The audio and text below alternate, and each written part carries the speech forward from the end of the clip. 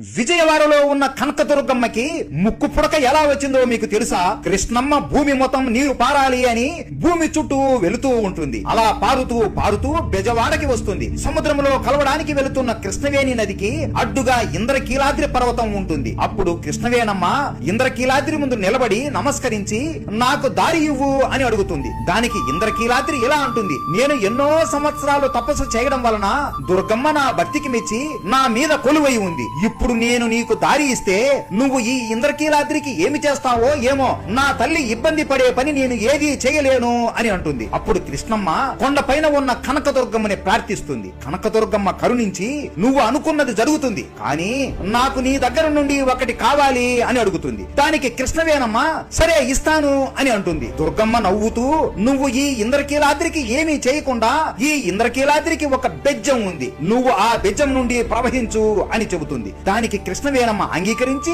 నీకు నా దగ్గర నుండి ఏం కావాలి అని అడగగా దుర్గమ్మ నవ్వుతూ నాకు నీ ముక్కు పుడక చాలా బాగా నచ్చింది, నాకు అది అరువుగా ఇవ్వవా అని అడుగుతుంది. కృష్ణవేణమ్మ సరే అని ఆమె ముక్కు పుడకని దుర్గమ్మకి అరువుగా ఇస్తుంది. అలా ఇచ్చి ఇలా అంటుంది, ఈ కలియుగం అంతం అయ్యే సమయంలో నేనే కొండ మీదికి ఎగసి నా ముక్కు పుడకని నేను తీసుకుంటాను అని చెప్పి ఇంద్రకీలాద్రికి ఉన్న బెజ్జం ద్వారా కృష్ణవేణమ్మ ప్రవహించి సముద్రంలో కలిసిపోతుంది. అలా బెజ్జం వాడగా పిలువబడి ఇప్పుడు బెజవాడగా పేరు మారింది. అలా కృష్ణానది అమ్మవారి ముక్కు పుడక తాకిన రోజు ఈ ప్రపంచానికి ప్రళయం వస్తుంది అని నమ్ముతారు. ఎప్పుడైతే కృష్ణానది నీళ్లు అమ్మవారి ముక్కు పుడకని తాకుతాయో అప్పుడు కలియుగం అంతమైపోతుంది అని భావిస్తారు. అసలు నవరాత్రి ఎందుకు జరుపుకుంటారు, దుర్గమ్మ ఎలా జన్మించిందో తెలుసుకోవాలి అంటే మన తెలుగు హిస్టరీ టేల్స్ ఛానల్లో పెద్ద వీడియో చేశాము, చూసేయండి. దుర్గమ్మ అంటే మీకు ఇష్టమా?